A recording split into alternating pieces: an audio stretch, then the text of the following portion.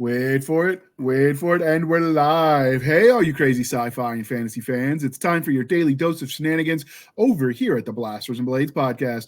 Just a couple of nerdy veterans and one chaos coordinator geeking out over our science fiction passions and fantastical fantasies. A place where magic is king, the sky is the limit, and space is the place. We are the podcast that puts the fun in dysfunction. So without further ado, we're going to let the guests introduce themselves.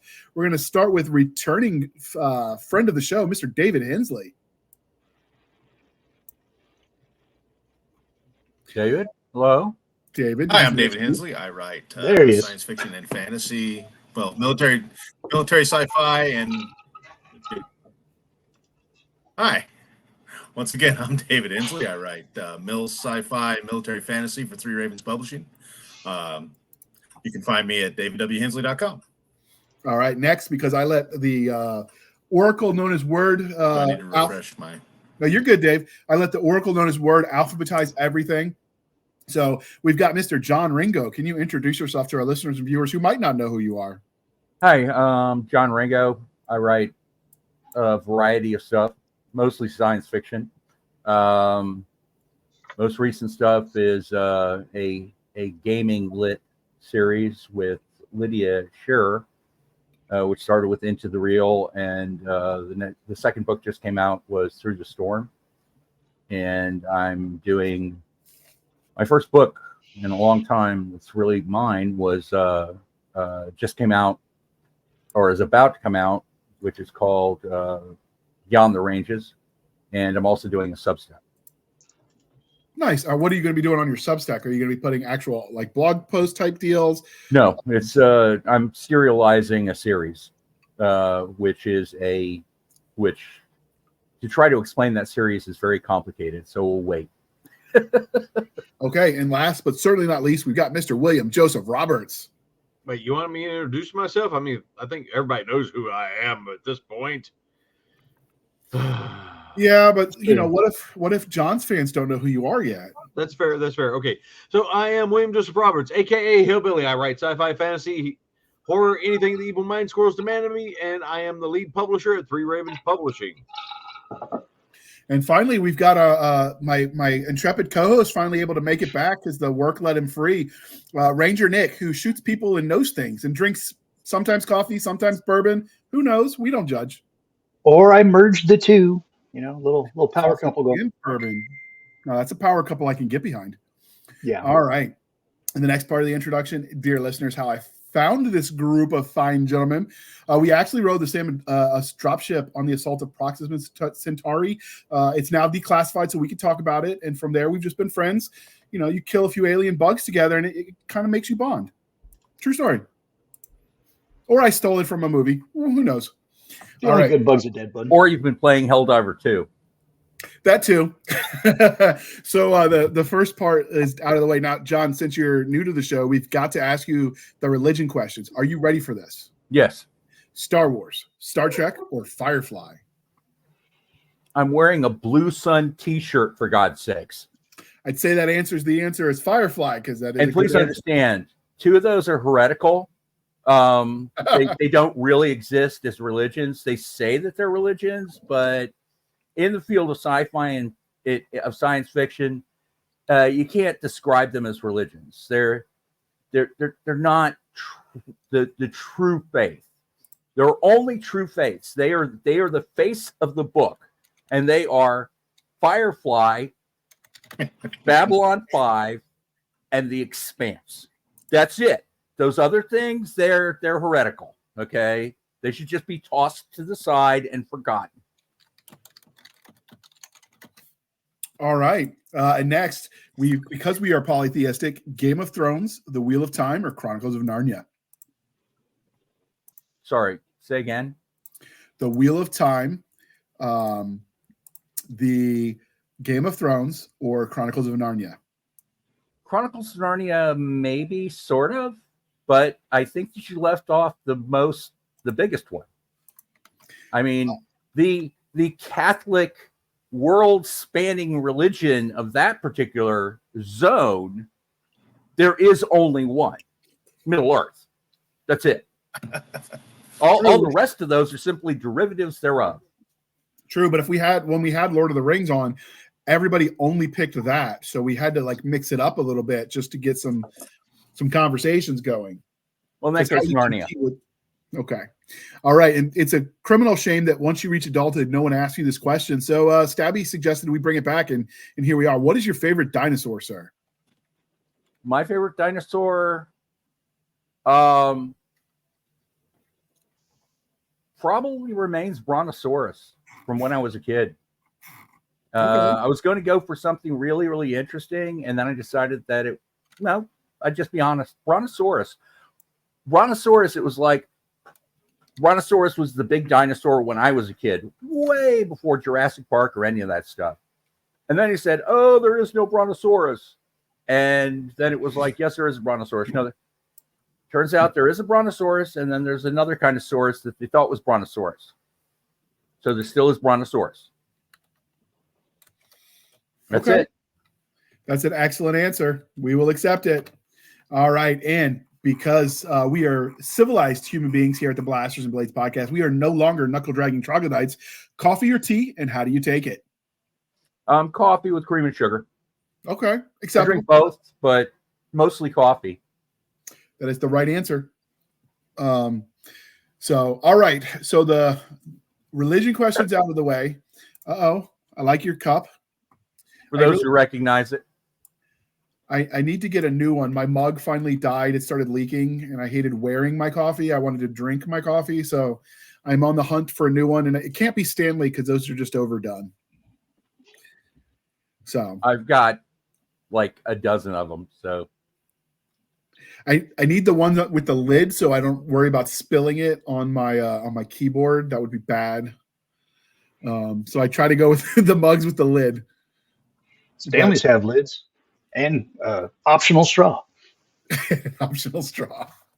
All right. So obviously, if you read the title, we're here to talk about contested landings, orbital drops, or playing hard to get. So first off, let's define our terms because we always do that.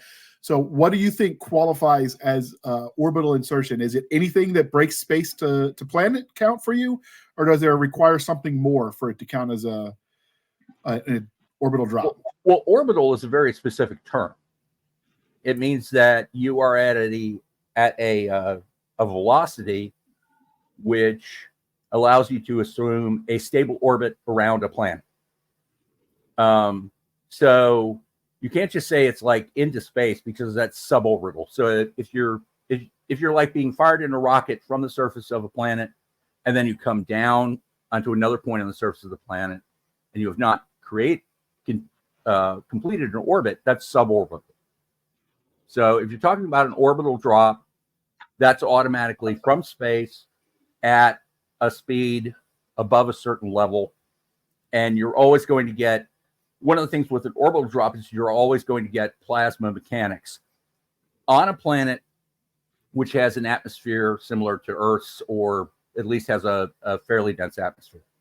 So with SpaceX's last shot of Starship, we had some great video of the differences between suborbital and orbital. With heavy boost, which is the first stage, it boosted up, and then Starship separated, and heavy boost came back down, and there's no plasma associated with it. When you see the SpaceX Falcon 9s, they go up, and then they do a boost back burn. They deploy the flappy paddles, and they're slowed by air. If they were going at orbital speeds, the flappy paddles would burn up. Then when you saw Starship, because Starship completed an orbit and then did a re-entry towards the Indian Ocean. And they weren't planning on trying to land it. It was going to be crashed anyway. But with that, we got some of the best video ever of plasma effect. So people could finally see, yeah, this is why the space shuttle exploded all over Texas. Because if you don't have a really good heat shielding, you get a little bit of that in, and it just blows it apart, which is something along the lines of what happened with Starship on this reentry. So there's a specific technical definition of is it orbital or not, and that's the answer. Absolutely. Well, with that technical definition, I guess if everyone else agrees, we can move on to the fun stuff. All right, Dave, I got the thumbs up. We all okay? Absolutely. So the one, if you want to see the difference, there is a famous parachute guy who dove from suborbital with the highest drop of the parachute for Red Bull back in the day, which the guy's got a brass set of balls. I would not have been the guy to do that first. Just putting that out there. But he jumped. Well, he exceeded the previous record, but he wasn't anything like the first person to do it. First person to do a drop from what was arguably space was in the 1950s. Do you know who that was? Can't remember the guy's name, but there was a movie with like Gary Cooper about it, which wasn't very accurate. But the guy's glove actually failed on the way down, so his hand got kind of frostbitten on the way down, and landed in the Mojave Desert. And there's good video, good movie of when they came up, and this guy is out there in this kind of spacesuit, and he's sitting on the ground, and they come up, and the first thing he does is they give him a cigarette and he lights it up, which is very 1950s. I can look it up, but yeah, he was an Air Force test pilot. The guy that did that with Red Bull was just going for a higher altitude record. Okay, the guy from the Red Bull Stratus, it was at 24 miles up. And one of the 1950s was U.S. Air Force. Mach 1.25. Yeah, the colonel was a test pilot. I can't remember his name, but you reminded me of it when you were describing it. And he was ejected, and there was a malfunction with the ejector, which is how he's damaged his glove because whatever he was test flighting was malfunctioning. Okay, the original high altitude jump was done by Colonel Joseph Kittner, 1960. Yeah. Yeah, there have been a number of people that have done various high altitude things along those lines, but those are all very, very much suborbital. Also, there's a difference between dropping from something which is essentially stationary in terms of the local air and dropping in something which is not. So even if you're talking about like a suborbital rocket, if you then try to punch out of that and do a free fall, good luck. It's not going to work very well. Humans are not very aerodynamic, is why. I will say, in the Air Force's credit, and I'm not supposed to say nice things about the Air Force as an Army guy, but they document the history of space flight and early aviation very well. And they've got a lot of official Air Force website. Well, on the official Air Force website, they've got a lot of what's, I guess, public record now, the history stuff documented that they let the public see. So if you're curious, you can read up a lot of some of the official reports and whatnot from the stuff that's no longer classified, which is interesting if you love this kind of stuff to read the first people to do it. And sometimes they did it on purpose, and sometimes, like with that colonel, it was on accident because their plane failed. Well, no, that was an intentional drop. It was the ejector was because they didn't think that he could physically just get away from the balloon well enough. They did the same thing with the Red Bull guy. I mean, it was a special seat. The Red Bull guy actually went into an out of control condition at one point, which was kind of interesting. But the one with Red Bull, they actually had video the whole way, most of the way down, which was also very interesting. I'm looking for my glasses, if you're wondering. I took my glasses off earlier because I was putting some eye drops in my eyes, and I don't know what I did with them, and there's not much around here for me to... You're fine. So now that we got the scientific part out of the way, does everyone have a preference when you're reading about things like Halo's ODST, Helldivers, Starship Troopers did the orbital pods that dropped with their mech suits or armor? which read to me a lot like a mech suit. Do you guys have a preference on how scientifically accurate they get, or do you like the rule of cool? Rule of cool, man. I like it when they're dropped from outer space and have to burn through an ozone.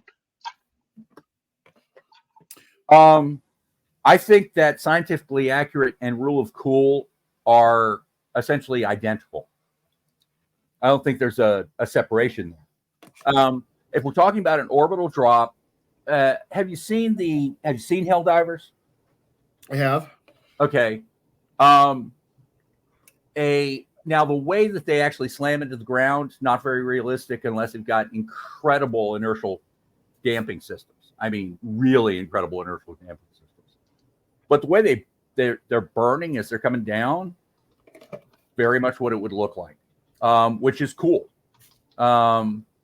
So I don't think that there is actually, a choice between rule of cool. Now, when you get into scientifically accurate, there's certain things in science fiction that you just accept, like anti-gravity and inertial damping systems and that sort of stuff.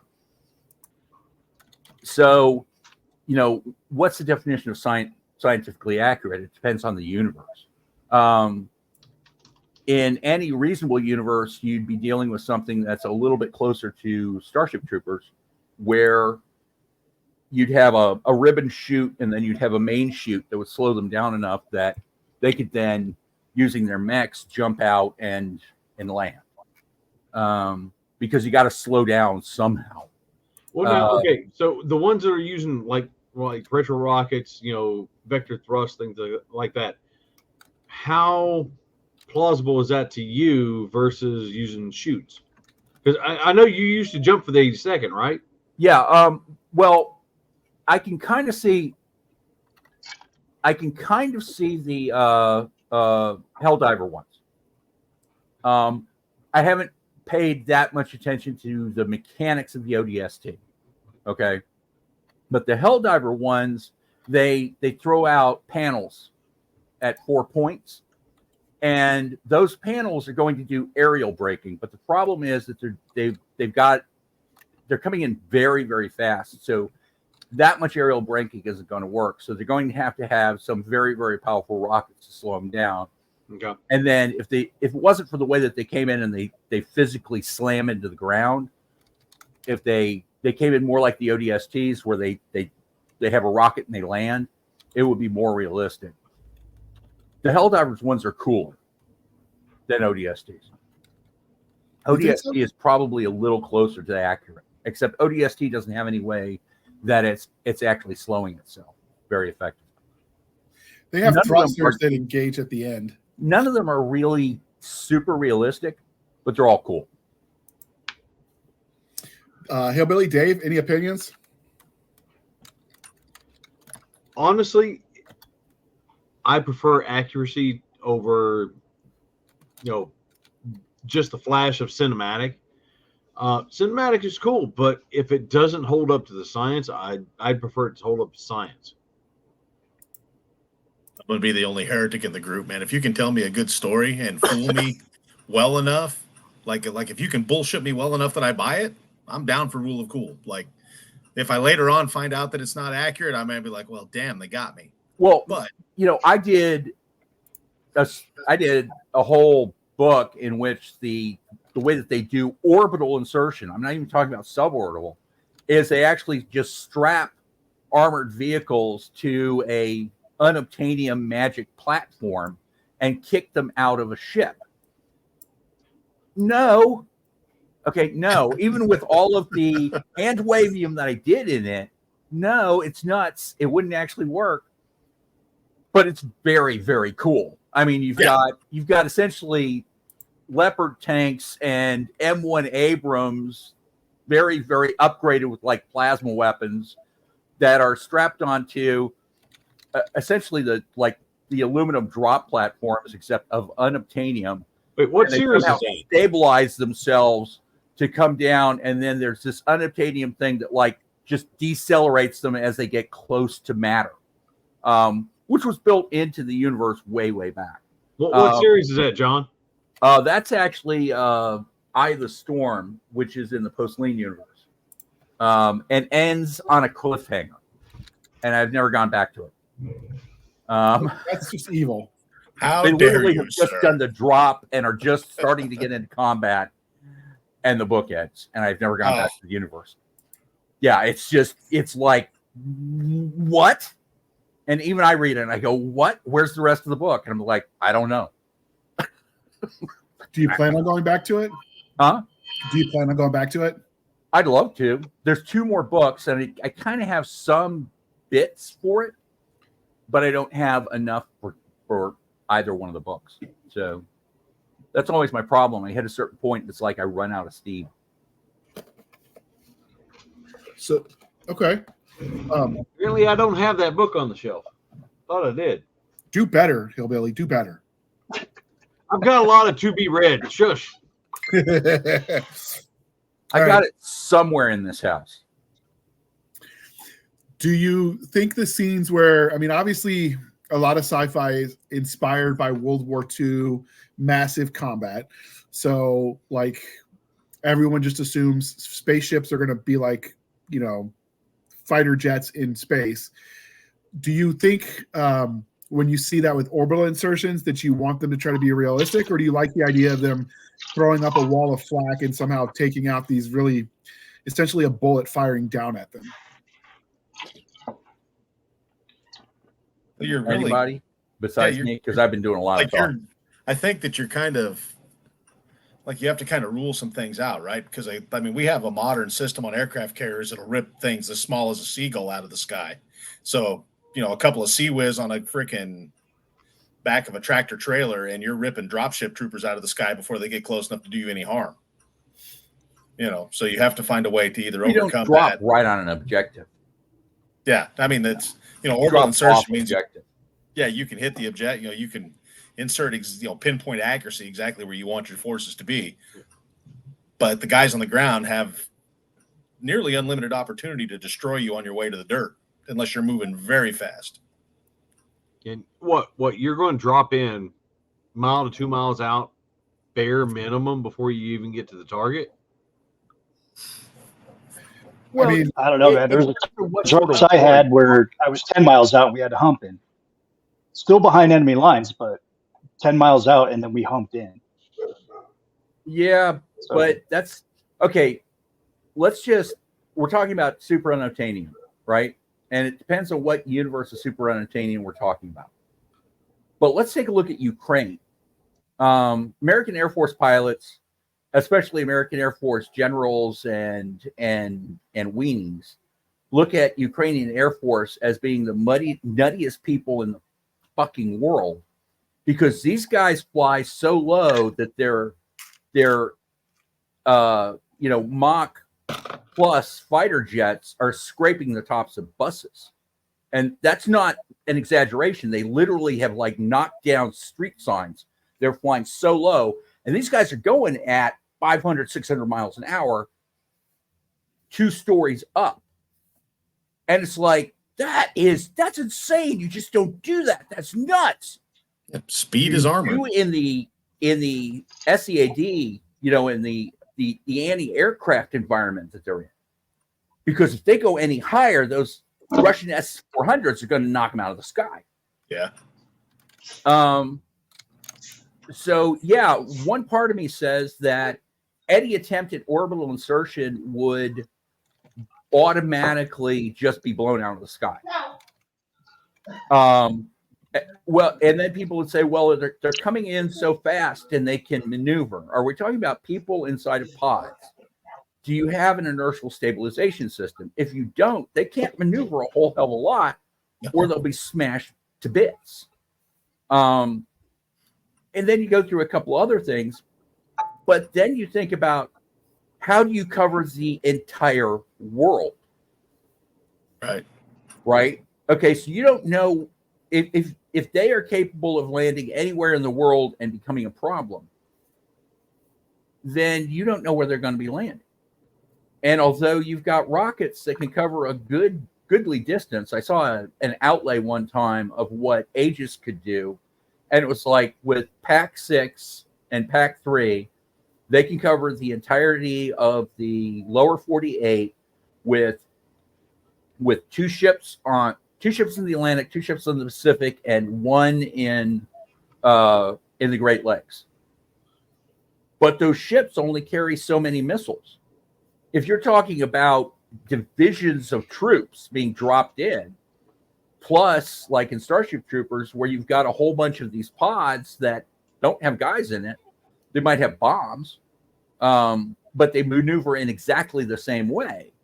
Yeah, They decoys. have a bunch of freaking missiles. And each of those missiles is going to be very, very expensive.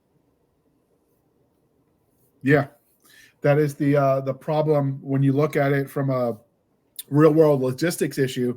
That is one of the problems Israel has. Their Iron Dome is very good, but it's very expensive. So the cost to shoot down one of the missiles that Hamas is shooting, I mean, Hamas is throwing pennies, and Israel has to respond with $100 bills in equivalence of cost ratio. And so there's some benefits. Sometimes you have to fly with a sledgehammer, man. No, I'm not saying you don't. I'm just using it as an example of sometimes you've got high tech will only get you so far, is what I'm saying, because you can only have so many of those. But why would they care? We're the ones funding it anyway. I mean, well, that's a separate discussion. No problem lighting that thing up. I was using it as an example of the limitations of a system like that designed to take stuff out. Right. But if that's all you have, and unfortunately it's an expensive system, like really in science fiction, you don't need to be sending ground troops. You can pepper the planet from orbit. You know, if you have that type of technology, you can just wipe it out. And then, you know, like the movie Starship Troopers, you know, fleet takes care of it from space, mobile infantry mops up. That's it. You know? Right. So, like, I do like the stories that are written about putting the human element and actually putting boots on ground, because that was my job in the Army, you know, to be boots on ground, to occupy space. And so I do like reading those stories about it, past, present, future, and what else, you know, because they're interesting stories, because no one's going to want to read 350 pages of, oh yeah, we showed up to the planet and then we just start dropping bombs on these assholes, you know, and then when everyone was dead, then we just kind of landed, and then we planted our little flag, and then we said hurrah, and then we had a banquet as the Air Force, you know, there was like lobster. Sorry, I was just thinking of Halo books from the point of view of the Covenant. That's a Halo book Like, from the point of view of the Covenant. We just came in and we completely sterilized the planet, and then we landed, and there were some big guys, and we killed most of them, and some of them got away. And then we did it again. Rude. And we did it again. And then we went to the next planet, and then we created a giant freaking ring. But yeah, I think the reason that these stories are so popular is the same reason people like the Call of Duty games, where you go back to World War II and you get to land on Omaha. That's why Saving Private Ryan's opening scene was so popular. It's because people want to envision themselves in the stories and be the hero, right? With plot armor, of course, because in real life, crap happens, and sometimes stray bullet, and you know, you're generally not the hero. You're generally the body on the beach. Yeah, I mean, you're just right place, wrong time, and that was that. Yeah, you know, you were 75th. Yeah, second range of time. So back in the day, Cold War, 82nd Airborne Division's job in the event of the balloon going up was either to do Reforger, which was to jump into Germany and proceed to, we don't know, basically get overrun by the Soviet army, because we had like dragons to fight T-72s, and that was going to work out really freaking well. If you're close enough, then you don't snap the wire. but our, like, the ultimate, this is just totally crazy one that they had for us was we were supposed to drop into, there were 3 passes in the mountains in Iran that if the Soviets were sending down forces from Ukraine, they would have been Ukrainian forces to take the Persian Gulf oil field. We were supposed to drop a brigade, 1 battalion into each of these passes. And the 1st battalion was anticipated to last 6 hours.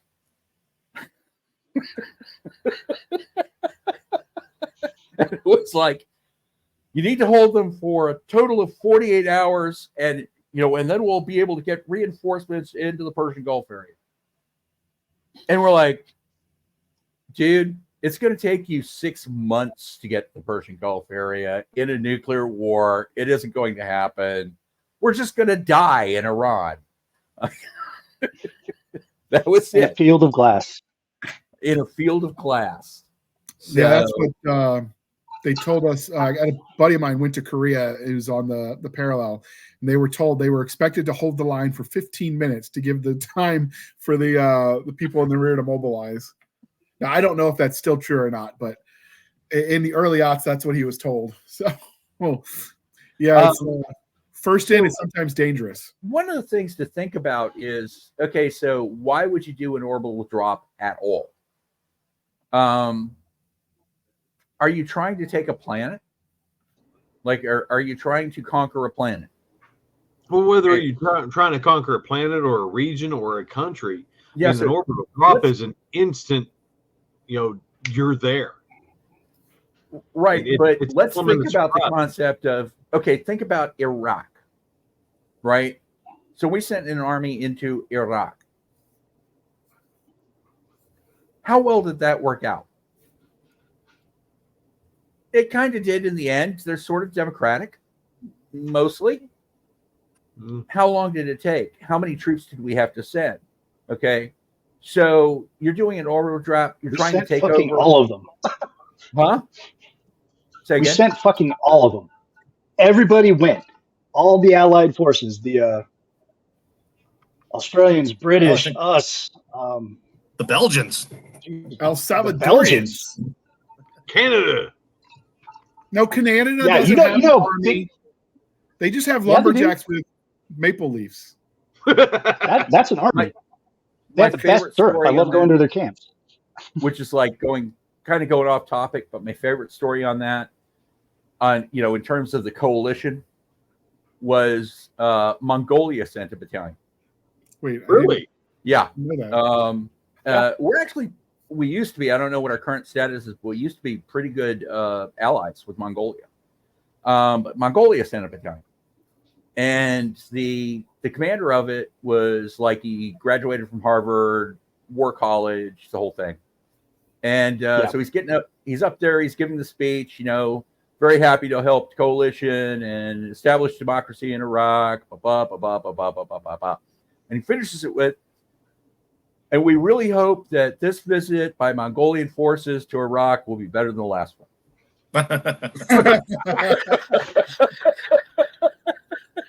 And let me tell you, thousands of years prior to the engagement in Iraq, that sector had like 0 incidents. It had been a soft sector before they came in, and then the year that they were there, 0 incidents. Like the crime rate dropped.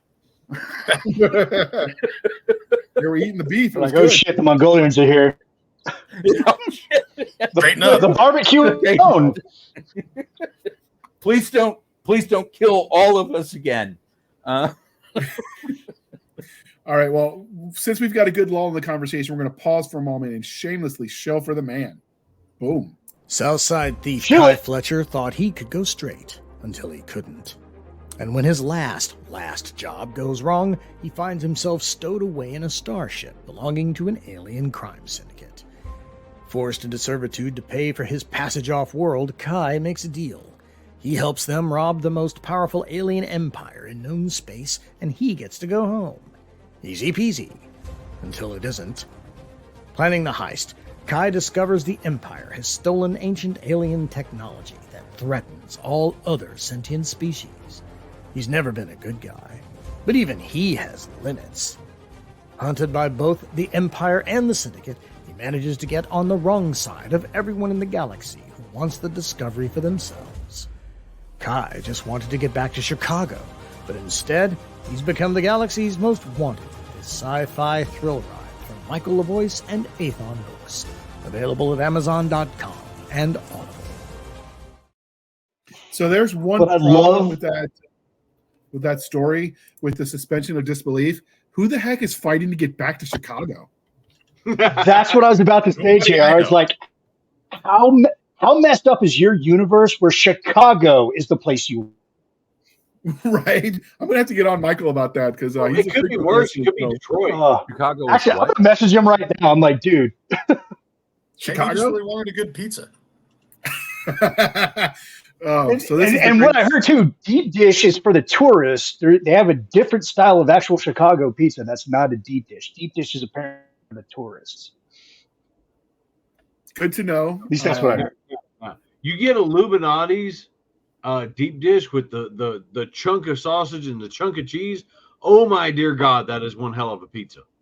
I'm going to do an AFK for just a second. I'll be out. That right is a back. fine pie. Is it just the Chicago pizza? You know, how did we get talking about food? It's Hillbilly's fault. You brought it up. Because we all love chow, man. All of us were in. Yeah. Every single Okay. one of us. What did we talk traveled about? on our Wings stomachs. Do chow. you expect anything else? We used to have Like, fun I when was we staring were, at a dead guy's skull. He tried to V-bet us. Turned out it wasn't a V-bet. He was just a guy that didn't want to wait in traffic. And one of the gunners in the cordon hit him with a 50 cal. Well, didn't hit him. It went by him, and those things will like take your scalp off. And it's the grossest thing I've ever seen. It's me and this guy named Gilhouse. I'm eating an apple, and it was getting pretty close to 1700 when they started serving dinner chow. And he looks at me, he's like, "Think the chow's gonna be open when we get there?" Because it was like Taco Tuesday. You know, we're watching Fly Guy's cranium. It was like real gross. You know, his brains are in the backseat. It was a very horrid, traumatizing. And I'm eating an apple with a dip in. I give him a dip. He puts one in, and he's worrying about, is chow going to be open? You know, are we going to be able to make it to chow? we were in Missoula when they were bombing the DFAC. They hit the main DFAC. There was a secondary DFAC on the Missoula base, and they were evacuating that one too because they thought it was going to get hit. And some rounds did land close to it. And we just were like, dude, it's veal. We're not leaving. And we just sat there and ate. One of your Ranger buddies, Definitely we're staying. one of your Ranger buddies was there, and he called I need to BS. eat. To hell with your income. Right? A buddy of mine was out on a run at Bagram when they started to get some rockets coming in. And he was a major and Army, and there's a bunch of Air Force guys running along, and they're like, "What do we do? What do we do?" He says, "Okay, I'm going to lie down on the ground. You guys lie on top of me." So he lay down on the ground. They all lay on top of him. And they're like, "What does this do?" It goes, "Well, if one of them hits close by, it'll get you and not me." Right? Sounds the all clear. They start getting up, and they're like, "Man, that was bullshit. Gonna kick your fucking ass." He goes, "Okay, if you really want to pick a fight with a major, you can, because they're all in PT gear, right?" It's like, fuck. So we just keep running. You may beat my ass, but all of you getting UCMJ'd. So the worst part was you might be able to beat he said you might be able to beat the ass of an army major. That's actually how I phrased it. You might be able to beat, there's 6 of you, 1 of me, you might be able to beat the ass of an army major. And they were like, the Tuesday squeeze on that one. when we were at the DFAC, I ran into one of Nick's former Ranger guys. And he was like telling us he's calling BS because he didn't think I was there because he was. So I pulled out the picture of me sitting in that DFAC. He goes, "No shit, that was you." And he's like zooming in on the back. He's like, "That's my leg right there." And I'm like, "Yeah, it was veal." He goes, "Oh, you got veal? We had lobster." And I'm like, "Why didn't we get lobster?" They didn't like us as much, I guess. SOCOM. No, SOCOM budget. And apparently they didn't go to bombs and bullets. They went to lobsters. I'm kind of jealous. But as they say, that recruiting. Yeah, but they didn't cook them right, and the tail was kind of rubbery. Yeah. So maybe that's a reason why our landing with an orbital assault, getting us back on topic, is they have really good chow down on planet side. Like, I don't really want to invade, but they get good food. Oh yeah, Well, that would actually it's like be we're gonna one of the have reasons like for it. Talaxian lobsters, you know. Well, Elon Musk, he wants to build a Mars colony. And there's a lot of stuff in Expanse, which is about how crap the food is. And it's because you don't have any place to grow anything. So the reason to take a planet like Earth is because you can just grow shit on it. And that's totally the reason to get it. It's probably the only argument for an alien invasion is what's called a protein raid, because planets with life can produce food. And all of the things like hydroponics and everything else that they talk about, oh, we can produce stuff in space. You're not going to be able to do it as effectively as on the surface of the planet because you just don't have miles and miles and miles of soil. Yeah. Water, sunlight, all the air, all the things that plants need are right on the surface of the planet. Yeah, it's got electrolytes. It's got electrolytes and shit. I caught that reference, so I'm going to call that a win. It's a great reference. It was supposed to be a satire, not the blueprint for how our society is at 2024. Oh dear God! Yeah, really, it is. Yeah, it's here because I went to Carl's Jr. so fast. It's just it's incredible. Hard. I went to Carl's Jr. and it was the automated response, like an Idiocracy. Welcome to Carl's Jr. Can I take your order, please? It wasn't a human being. It was an automated response. I'm like, yeah, I want my my jalapenos, please. Okay, so obviously, capturing the land, if you want to capture it without glassing it, that's a good reason, because if you destroy too much, maybe you want the infrastructure in place, so you don't want to rods from God the solution. Do you guys prefer individual drop ships or the drop pod approach, where it's kind of the equivalent of the Mike boats from World War II? Well, for me, I look at it from a paratrooper's perspective, because that's really when we're talking about like ODSTs and Helldivers and shit. They're paratroopers dialed to 11. So you got to think about like what is the airborne's purpose in today's conventional warfare or unconventional warfare. This is our mission. Our mission is to occupy a specific target, usually an airfield, a bridge, some sort of infrastructure that is going to be a benefit to us if we own it. So for ODSTs, Helldiver, it's a conjunction of sending those guys in, and then you have landing craft. Now, one of my things when I was a baby ranger in 275 in the mid-90s, like you had a jump clearing team. Your job was to take over the airfield and remove any obstructions so the C-130s or the 141s can land and then come out and start doing their shit. I think it applies too into science fiction. That is your objective, where you get on the ground over key infrastructure, because that's what airborne does. And that's all we're talking about is a airborne unit dialed to 15, like the Helldivers, So that's my stance on it. You got to look at what the mission objective is. It's really one of those things that it doesn't need to be the rule of cool, even though it is kind of cool jumping out of a perfectly good aircraft, whether it's an orbit or suborbit or orbital. It allows you to talk shit to the pokes, It depends on the tech. It really does. What universe you're talking about, what sort of technology you have. Yes. Airborne is supposed to take. Airborne takes key terrain, which airports, ports, that sort of thing are in the and they're usually associated with key infrastructure, like ports, airports, electrical facilities, like Ranger was like you take key targets because you guys were too light to take key terrain.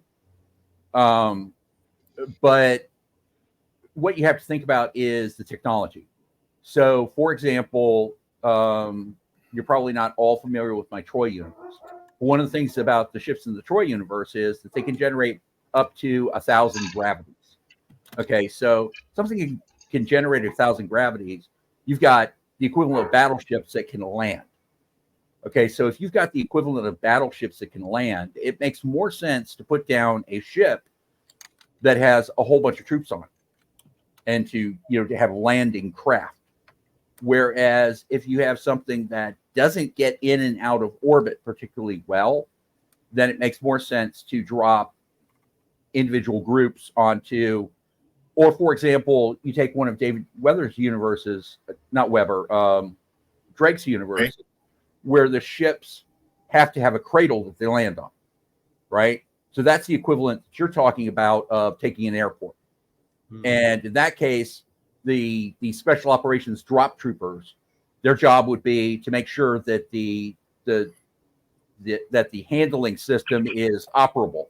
So they'd have to have like handling system assets with them to figure out, to make sure that the handling system is operable.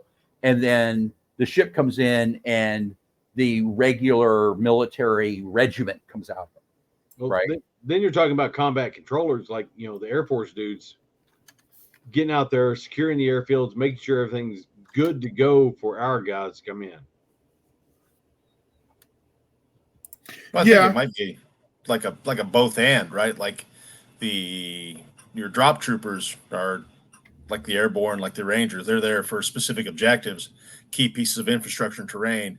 And then when you really show up to take and hold ground, or to pacify / occupy, then that's, large craft, with company-sized outfits in them that, they hit the ground and deploy, and you're dropping 5-6 companies on a spot. You got to have some way to get the bolos down, right? Yeah, you got to land the armor and shit. Once the bolos are on the ground, the crunchies don't matter anymore.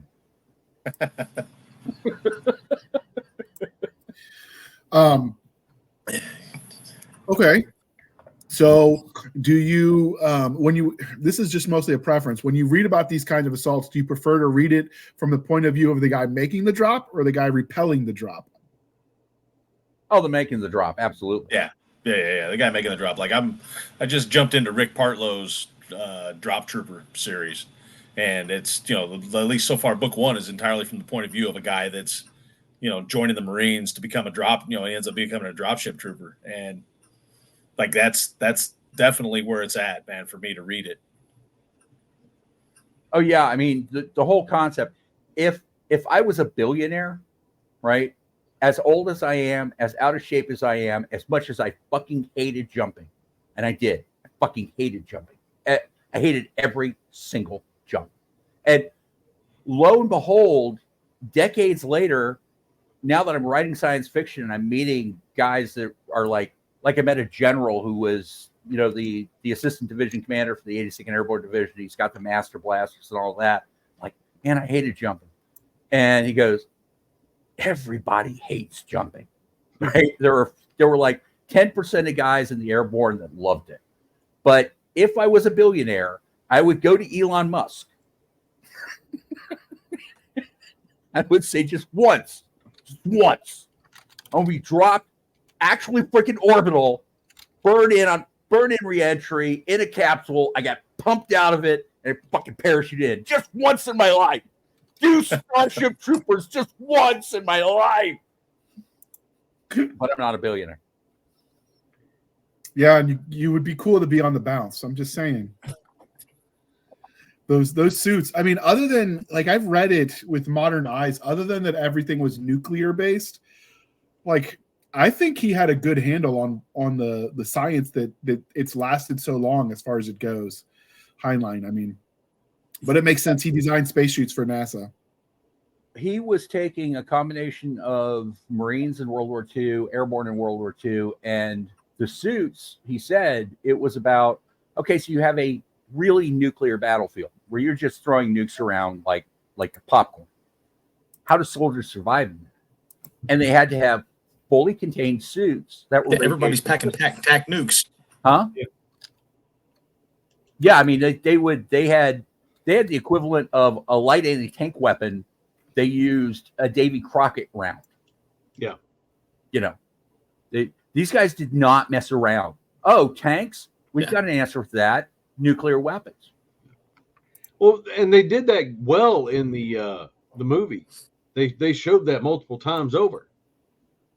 Yeah, that these guys did not, you know, with cap troopers, there is no such thing as overkill. I mean, that's true in modern warfare. If it's a fair fight, then you didn't do it right. I don't imagine that ever changing. So, do you think that's pretty sure that's been true of warfare, you know, from the time that, you know, Thag picked up a club. Look, I'm just saying Thog had it coming, all right? He looked at the man's food a little bit wrong. He had to die. You looking at me? You looking at me? So, do you guys have a preference when it comes to that of the stories that have the assault, orbital assault type scenarios? Do you want them to get really granular into the, you know, the ballistics and the orbital mechanics, or do you like them just to sort of hint that it's happening and then show more from the internal monologue point of view? Do you guys have a preference in how that's done in fiction? In science fiction, there should always be a certain amount of data dump, but it can be too much. And all stories should revolve around characters. So one of the ways that I do it, just from a writing perspective, you know, a way to write is that I'll write something that's kind of a minor cliffhanger, and then I'll do a data dump, and I'll try to keep the data dump to under 1,000 words, preferably about 500. And that kind of gives the time for what's actually going on. You're describing what's going on when you're not too sure if the character is going to make it or not, or a character is not going to make it or not. Classic example of that is in one of my books. A sniper takes a really long shot, and it goes into the details of the ballistics and how the round travels and everything else. And the question is he going to take out, you know, the enemy commander that he can see, the enemy commander, and is he going to be able to do it, or is he going to miss? So it gives time for the tension to build a little bit, and then you finalize it with it's either successful or it's unsuccessful. Does that answer the question? It does. What about you, Hillbilly? Do you have a preference? Repeat the question. So the question was, when it comes to telling those kinds of stories, do you want them to focus more on just the character and sort of hint that that they're doing the orbital drop? Everyone's seen the Halo. Everyone's seen Helldivers. Kind of have an idea at this point what it is. You don't have to get as granular if you don't want to about the physics of it. Do you have a preference in how that's told? Do you want to still keep some of the science, or do you want them just to get to the cool parts? I personally skip, you know, like okay, David Weber, love his writing. I skip the physics lessons because I want to get into the story. I want to see more about the characters and what's going on. If it's absolutely relevant, I'll keep reading it. But you know, the minutia, I tend to skip it. Okay. What about you, Dave? Man, I'm a fan of the Tom Clancy style, you know, info dump when I'm reading, right? Especially if they can find a way to take all that granularity and make it critical to the story down the road. I'm a big fan of that. And I'm plagued with having to know why something is or how something works. So if you can feed me a bunch of stuff at that, you know, high level of detail and not bore me with it, like, man, I'm down for as much of it as you want to shovel to me. Okay. Nick, you have a preference when you're reading? As far as, I have a lot of preferences when I'm reading. Sometimes I'm naked in a beanbag chair eating Cheetos. How much data dump do you want, Nick? How much data dump do you want? How much science do you want them to tell you, and how much do you just want to get to the fighting? I don't. It's weird. Like, I'm a big Tom Clancy fan, so I'm with Dave on this one. I do like the info dump and how it plays out later on in the story. I don't know. It's like I think it has to be like a mixed bag. It has to be an even balance of info dump and everything else. Yeah, it's I don't know. There's some writers that can give you an info dump that is in such a good way that you're actually kind of enticed Yeah. by it and it brings you further into the story. And Right. some authors that they give you that info dump and you're like, why the fuck are you telling me this shit, man? I don't effing care. Blow something up. Have you ever read James Michener's Hawaii? No.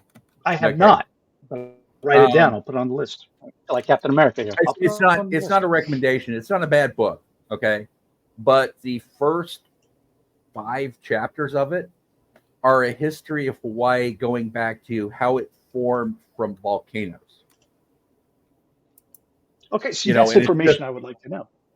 And it's well written, but that's one of the things with Michener books is that he goes back like to how they formed geologically, what the early botany of the was, how it was colonized and everything else. Yeah.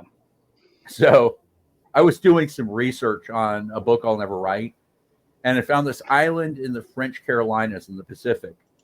And I can't remember the exact name, but it was like Ta Manu Puala Island, right? God bless you. And it was longer than that, right? There was an Otto and blah blah. Yeah. So where did that come from? Well, when the first people colonized this little island, which there's a central island in it, and the island that's talking about is one of the large uninhabited rock islands that's out there. It's a basalt island. When the first people inhabited it, they just said, well, that's a particular type of rock island. And that was like Manu. And then when the next people like conquered it, they went, well, they call it Manu, so that's Manu and their word for island. And what it is it's 9 words long, and every single one of them is a different name for it. It just means fucking island, island, island, island, island, island.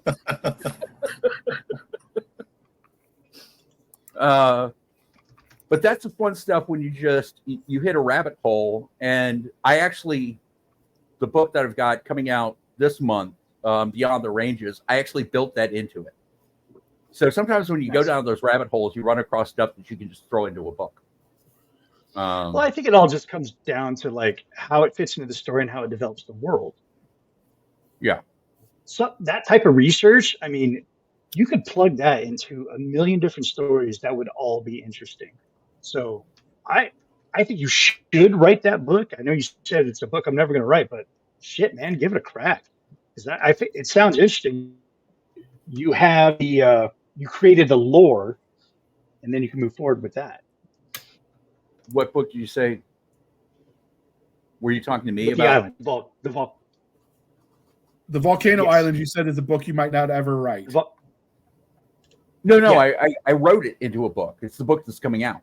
Oh, There's a character who. it's the book you weren't going to write. Did I miss something? No, I've got Beyond the Ranges is coming out in May. Okay. Is that the Gamelet Okay, one you were cool. talking Awesome. about earlier? No, that's not the Gamelet one. It's a colonization story. It's humanity just all of a sudden gets picked up, gets kidnapped, and gets spread out among multiple different terraformed worlds because the Earth was destroyed. And so they start off with kind of high-level tech and a terraformed world. And my publisher, Toni Weisskopf, did not particularly like it because she said it's just a story about a guy going fishing. And yeah, Fishing that's is it. important. Huh? Fishing is important. Yeah, well, It is. So something. So is the old man in the sea. Yeah, well, Tony wouldn't like the old man in the sea. Tony likes space stuff. Tony likes science stuff, and there's space and there's science in here, but she's not an outdoors person. And this is very much a story about a guy who he's been rejuvenated. He was 60, he's 20 again. Everybody who was above the age of 20 is pushed down to 20, and he's got a whole world to explore. That's the worst part about the fishing is every time he throws a line in, something hits it. He's like, the fishing on this planet is just too easy. And that, to a great extent, is what it's about, along with a certain amount of stuff having to do with the tech and that sort of thing. But like when he first goes down to the planet, all of the animals, and this is something that would be true if you were to terraform a world and there were no humans involved in terraforming it, all of the animals are bigger. And it's because humans always go after trophy animals, so they become smaller. So the bison are like almost the size of elephants, and the elephants are gigantic, and the bears are huge, and the crocodiles are huge.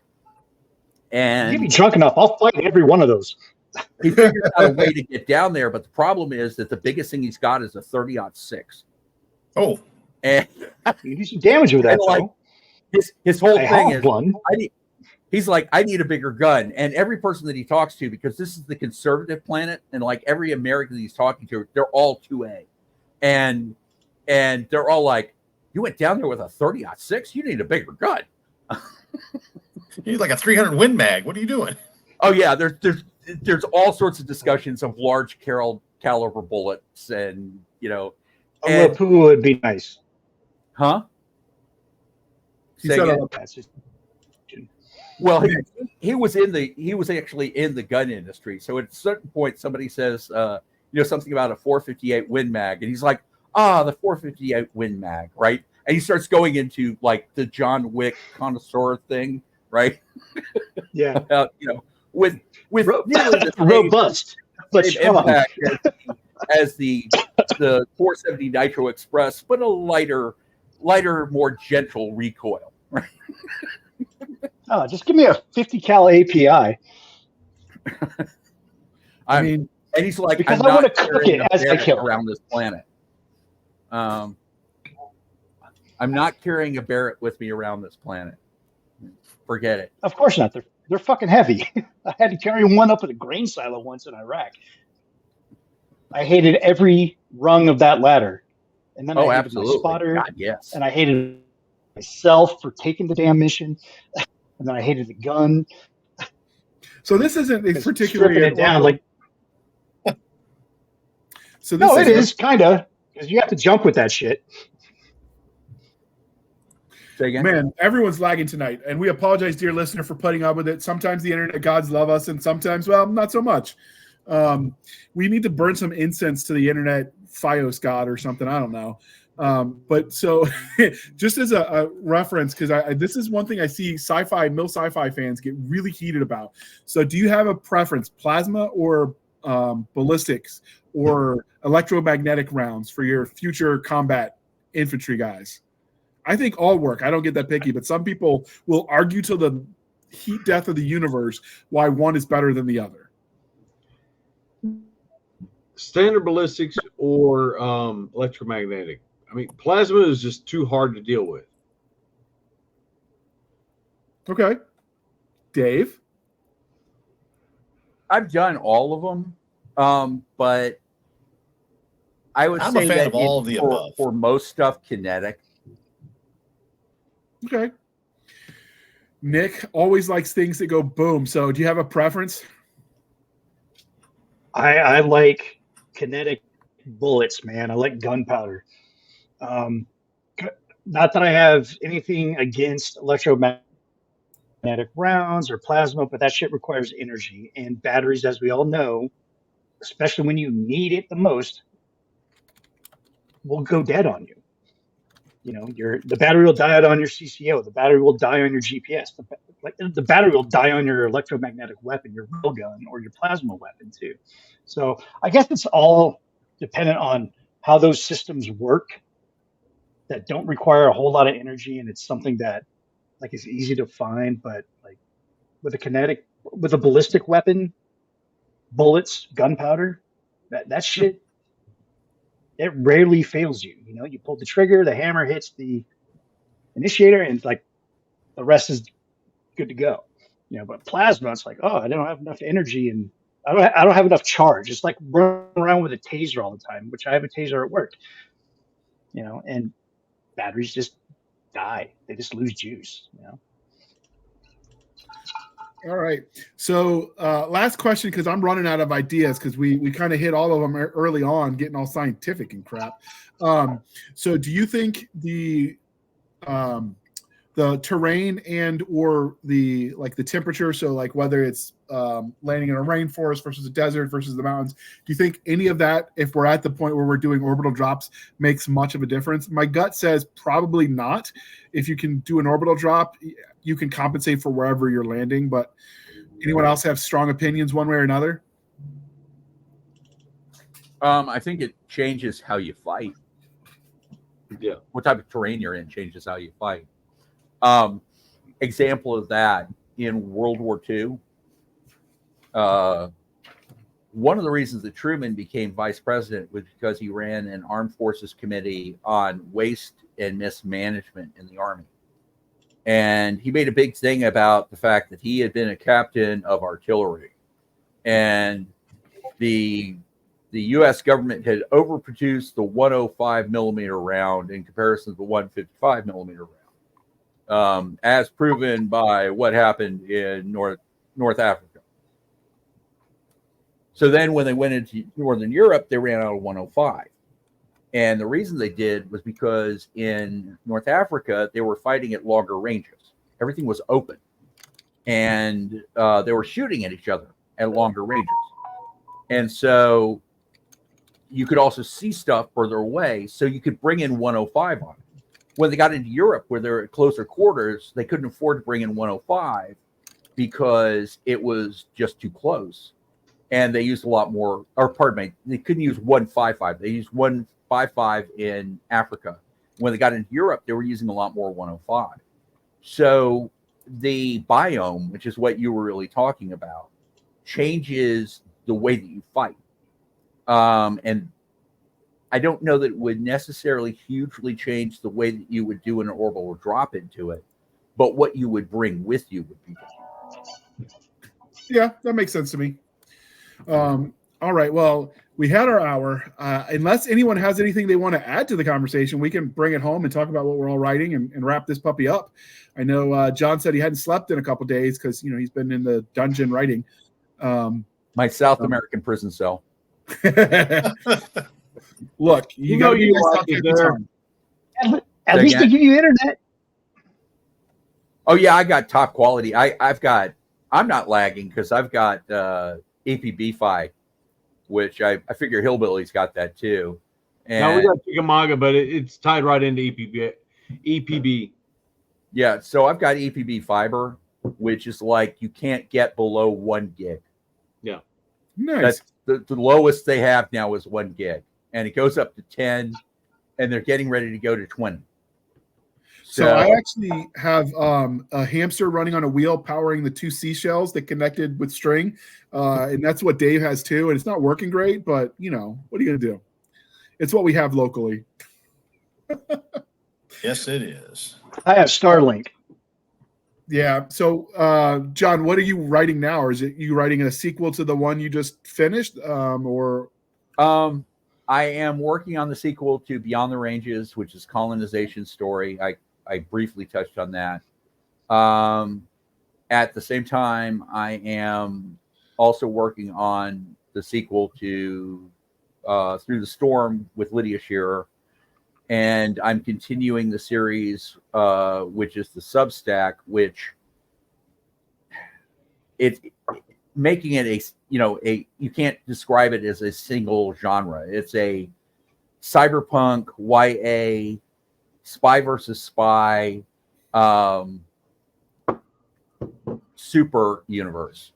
And I've finally gotten into the big catastrophe where John Ringo wipes out the human race again.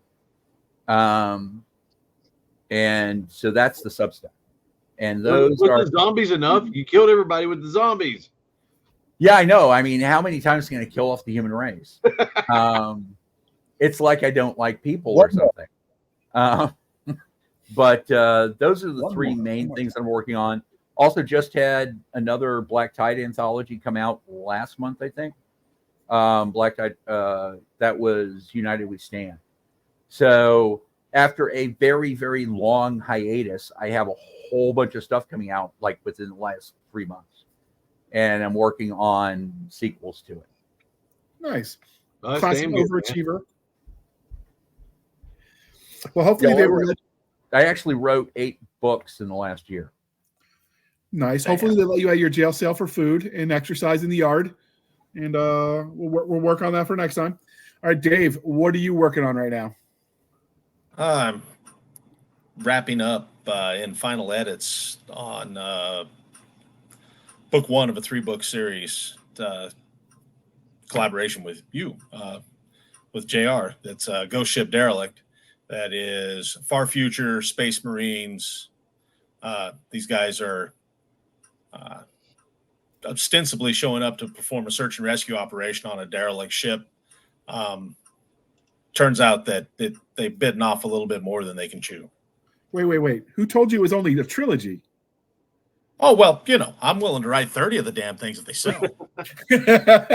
All right. And weren't you working on the Car Wars stuff too? I thought you had a yeah, we just had the Car Wars anthology drop, which I have a detective noir story in there about an insurance investigator who's sort of the Car Wars version of Johnny Dollar, if anybody remembers that old radio show. And it was damn good too. You guys are showing your age.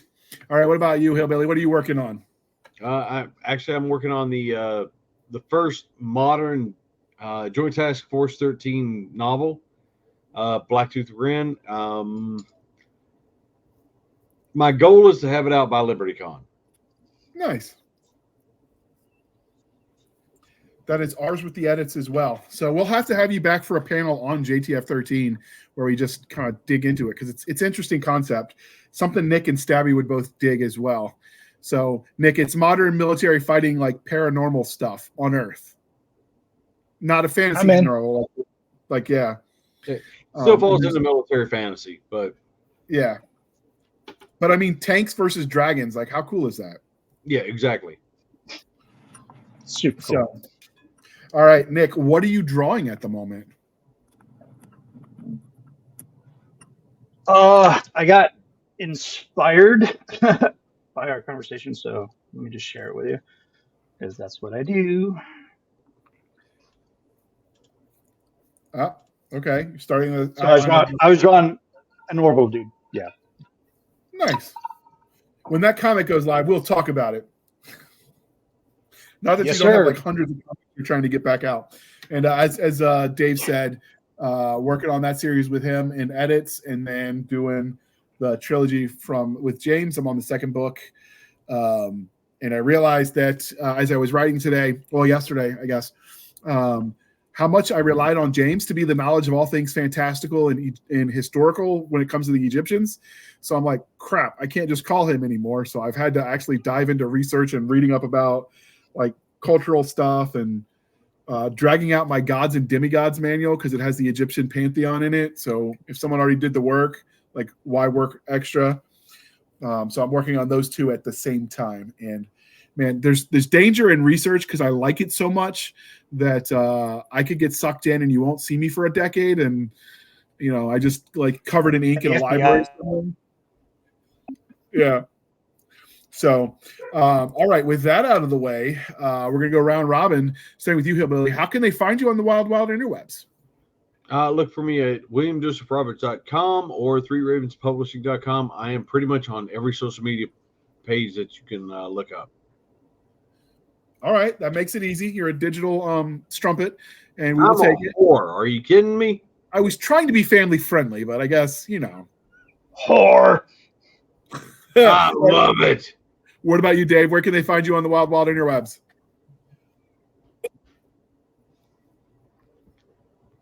And you can find me at davidwhensley.com. You can find me at David Hensley Writes on Facebook. Am I lagging again? No, you're good. Keep going. Yeah. So you can find me at davidwhensley.com and David Hensley. And find me at David Hensley Writes on Facebook and D Hensley Writes on Instagram. And we will link to all of that in the show notes. What about you, John? How can they find you on the wild interwebs? I actually have a website back up for the first time in a decade or more. It's ringotavern.com. Pardon me, ringostavern.com with an S. Facebook, I have a fan page. I also have my personal page where I do a lot of stuff and I occasionally tweet. And I have a Substack, which is John Ringo Law. And I think those are all of them. All right. And this is the part where I remind you to please be kind and speak your mind on the reviewing platforms. Your reviews help the right readers find the right book. So do your part, people. And it definitely helps the algorithms when it comes to what the selling platforms recommend to new readers. So you are helping get the more of the books you like by recommending them to friends and family. So it's you help each other out, right? With that being said, you can find us on our Linktree, linktr.ee, Linktree/Blasters and Blades podcast. Again, Linktree/Blasters and Blades podcast, where we link to all the things, the BitChutes, the Rumbles, the YouTubes, our TikTok. We have our email, blastersandbladespodcast@gmail.com. Again, blastersandbladespodcast@gmail.com. We have our Facebook group and Facebook page. And more importantly, we have Madam Stabby Stab over there on the Instagram, Twitters, and emails. We have our website, anchor.fm/blasters-and-blades. Again, anchor.fm/blasters-and-blades, where for as little as 99 cents a month, you can help keep the lights on. Every penny helps. Or you can support the show more directly at we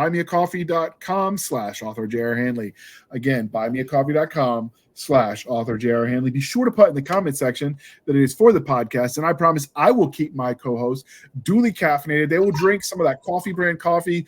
Use our discount code podcast grunts for 10% off. Or we could go old school and we could drink some of that Irish whiskey. Hillbilly was showing up on the screen a few minutes ago. That Patty's. We've got to try some of that on payday. I'm going out to buy some on the first.